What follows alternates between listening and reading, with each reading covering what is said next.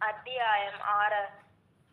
രാജ്യമൊക്കെയും ഭരിക്കേണ്ടതിന് രാജ്യത്തിന്മേൽ 120 പ്രധാന ദേശാധിപതികളെയും അവരുടെ മേൽ 3 അധ്യക്ഷന്മാരെയും നിയമിപ്പാൻ ദാര്യാവേശിന് ഇഷ്ടം തോന്നി.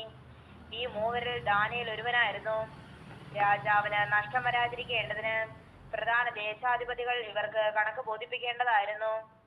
എന്നാൽ ദാനിയേൽ ഉത്കർഷമാനസനായിരുന്നത് കൊണ്ട് അവൻ അധ്യക്ഷന്മാരിലും പ്രധാന ദേശാധിപന്മാരിലും വിശിഷ്ടനായി വിളങ്ങി. രാജാവ് അവനെ സർവ്വരാജ്യത്തിനും അധികാരിയാക്കുവാൻ വിചാരിച്ചു. ആകയാൽ അധ്യക്ഷന്മാരും പ്രധാന ദേശാധിപന്മാരും രാജ്യം സംബന്ധിച്ച് ദാനിയേലിന് വിരോധമായ കാരണം കണ്ടെത്തുവാൻ അന്വേഷിച്ചു. എന്നാൽ യാതൊരു കാരണവും കുറ്റവും കണ്ടെത്തുവാൻ അവർക്ക് കഴിഞ്ഞില്ല. അവൻ വിശ്വസ്തനായിരുന്നത് കൊണ്ട് ഒരു തെറ്റും കുറ്റവും അവനിൽ കണ്ടെത്തിയില്ല. അപ്പോൾ ആ പുരുഷന്മാർ, നാം ഈ ദാനിയേലിന്റെ നേരെ അവന്റെ ദൈവത്തിന്റെ ന്യായപ്രമാണം സംബന്ധിച്ചുള്ളതല്ലാതെ മറ്റൊരു കാരണവും കണ്ടെത്തുകയില്ല എന്ന് പറഞ്ഞു. അങ്ങനെ അധ്യക്ഷന്മാരും പ്രധാന ദേശാധിപന്മാരും രാജാവിന്റെ അടുക്കൽ ബന്ധപ്പെട്ട് എന്ന് ഉണർത്തിച്ച് എന്തെന്നാൽ, ദാര്യാവേശ് രാജാവ് ദീർഘായുസ്സായിരിക്കട്ടെ. രാജാവേ, 30 ദിവസത്തേക്ക് തിരുമേനോടല്ലാതെ യാതൊരു ദേവനോടോ മനുഷ്യനോടോ ആരെങ്കിലും അപേക്ഷ കഴിച്ചാൽ അവനെ സിംഹങ്ങളുടെ ഗുഹയിൽ ഇട്ടുകളയുമെന്നൊരു രാജനിയമം നിശ്ചയിക്കുകയും ഗണ്ഡിതമായൊരു വിരോധം കൽപ്പിക്കുകയും ചെയ്യണമെന്ന് രാജ്യത്തിലെ സകല അധ്യക്ഷന്മാരും സ്ഥാനാപതികളും പ്രധാന ദേശാധിപന്മാരും മന്ത്രിമാരും ദേശാധിപന്മാരും കൂടിയാലോചിച്ചിരിക്കുന്നു. ആകയാൽ രാജാവേ, മേദ്യരുടെയും പാർസികളുടെയും നീക്കം വരാത്ത നിയമപ്രകാരം മാറ്റം വരാതെ വണ്ണം ആ വിരോധ കൽപ്പന ഉറപ്പിച്ച് രേഖ എഴുതിക്കണമേ. അങ്ങനെ ദാര്യാവേശ് രാജാവ് രേഖയും വിരോധ കൽപ്പനയും എഴുതിച്ചു. എന്നാൽ രേഖ എഴുതിയിരിക്കുന്നുവെന്ന് ദാനിയേൽ അറിഞ്ഞപ്പോൾ അവൻ വീട്ടിൽ ചെന്നു. അവന്റെ മാളികമുറിയുടെ കിളിവാതിൽ യെരൂശലേമിന് നേരെ തുറന്നിരുന്നു. താൻ മുൻപേ ചെയ്തു വന്ന പോലെ ദിവസം 3 പ്രാവശ്യം മുട്ടുകുത്തി തന്റെ ദൈവത്തിന്റെ സന്നിധിയിൽ പ്രാർത്ഥിച്ച് സ്തോത്രം ചെയ്തു.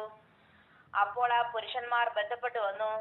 ദാനിയേൽ തന്റെ ദൈവത്തിന്റെ സന്നിധിയിൽ പ്രാർത്ഥിച്ച് അപേക്ഷിക്കുന്നത് കണ്ടു. ഉടനെ അവർ രാജസന്നിധിയിൽ ചെന്നു രാജാവിന്റെ വിരോധ കൽപ്പനയെ കുറിച്ച് സംസാരിച്ചു. രാജാവേ, 30 ദിവസത്തേക്ക് തിരുമേനോടല്ലാതെ യാതൊരു ദേവനോടോ മനുഷ്യനോടോ അപേക്ഷ കഴിക്കുന്ന ഏത് മനുഷ്യനെയും സിംഹങ്ങളുടെ ഗുഹയിൽ ഇട്ടുകളയുമെന്നിങ്ങനെ ഒരു കൽപ്പന എഴുതിച്ചിട്ടില്ലയോ എന്ന് ചോദിച്ചു. അതിന് രാജാവ്, മേദ്യരുടെയും പാർസികളുടെയും നീക്കം വരാത്ത നിയമപ്രകാരം ആ കാര്യം ഉറപ്പ് തന്നെയെന്ന് ഉത്തരം കൽപ്പിച്ചു. അതിന് അവർ, രാജസന്നിധിയിൽ രാജാവേ, യഹൂദ പ്രവാസികളിൽ ഒരുത്തനായ ദാനിയേൽ തിരുമേനിയാകട്ടെ തിരുമനസ്സുകൊണ്ട് എഴുതിച്ച വിരോധ കൽപ്പനയാകട്ടെ കൂട്ടാക്കാതെ ദിവസം 3 പ്രാവശ്യം അപേക്ഷ കഴിച്ചു വരുന്നുവെന്ന് ഉണർത്തിച്ചു. രാജാവ് ഈ വാക്ക് കേട്ടപ്പോൾ അത്യന്തം വ്യസനിച്ചു. ദാനിയേലിനെ രക്ഷിപ്പാൻ മനസ്സുവെച്ച് അവനെ രക്ഷിപ്പാൻ സൂര്യൻ അസ്തമിക്കുവോളം പ്രയത്നം ചെയ്തു. എന്നാൽ ആ പുരുഷന്മാർ രാജാവിന്റെ അടുക്കൽ ബന്ധപ്പെട്ട് എന്ന്, രാജാവേ, രാജാവ് ഉറപ്പിക്കുന്ന ഒരു വിരോധ കൽപ്പനയോ നിയമമോ മാറ്റിക്കൂടാ എന്നിങ്ങനെയാകുന്നു മേദ്യരുടെയും പാർസികളുടെയും നിയമമെന്ന് ബോധ്യമായിരിക്കണമെന്ന് രാജാവോട് ഉണർത്തിച്ചു. അങ്ങനെ രാജാവിന്റെ കൽപ്പനയാൽ അവർ ദാനിയേലിനെ കൊണ്ടുവന്നു സിംഹങ്ങളുടെ ഗുഹയിൽ ഇട്ട് കളഞ്ഞു. രാജാവ് ദാനിയേലിനോട് സംസാരിച്ചു. നീ ഇടപെടാതെ സേവിച്ചു വരുന്ന നിന്റെ ദൈവം നിന്നെ രക്ഷിക്കുമെന്ന് കൽപ്പിച്ചു. അവർ ഒരു കല്ല് കൊണ്ടുവന്ന് ഗുഹയുടെ വാതിൽക്കൽ വെച്ചു. ദാനിയേലിനെ കുറിച്ചുള്ള നിർണയത്തിന് മാറ്റം വരാതിരിക്കേണ്ടതിന് രാജാവ് തന്റെ മോതിരം കൊണ്ടും മഹത്തുക്കളുടെ മോതിരം കൊണ്ടും അതിന് മുദ്രയിട്ടു. പിന്നെ രാജാവ് ദാനിയേൽ ചെന്ന് ഉപവസിച്ച് രാത്രി കഴിച്ചു. അവന്റെ സന്നിധിയിൽ വെപ്പാട്ടുകളെ കൊണ്ടുവന്നില്ല. ഉറക്കം അവനെ വിട്ടുപോയി. രാജാവ് അതികാലത്ത് എഴുന്നേറ്റ് ബന്ധപ്പെട്ട് സിംഹഗുഹയുടെ അരികെ ചെന്നു. ഗുഹയുടെ അരികെ എത്തിയപ്പോൾ അവൻ ദുഃഖശബ്ദത്തോടെ ദാനിയേലിനെ വിളിച്ചു. രാജാവ് ദാനിയേലിനോട് സംസാരിച്ചു.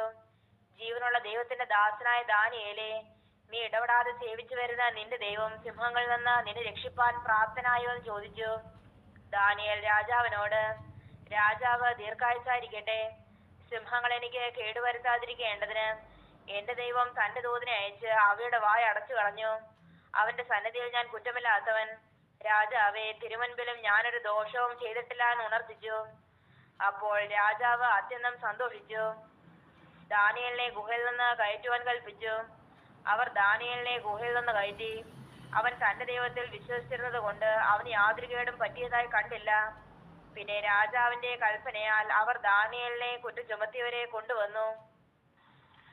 അവരെയും മക്കളെയും ഭാര്യമാരെയും സിംഹങ്ങളുടെ ഗുഹയിൽ ഇട്ട് കളഞ്ഞു.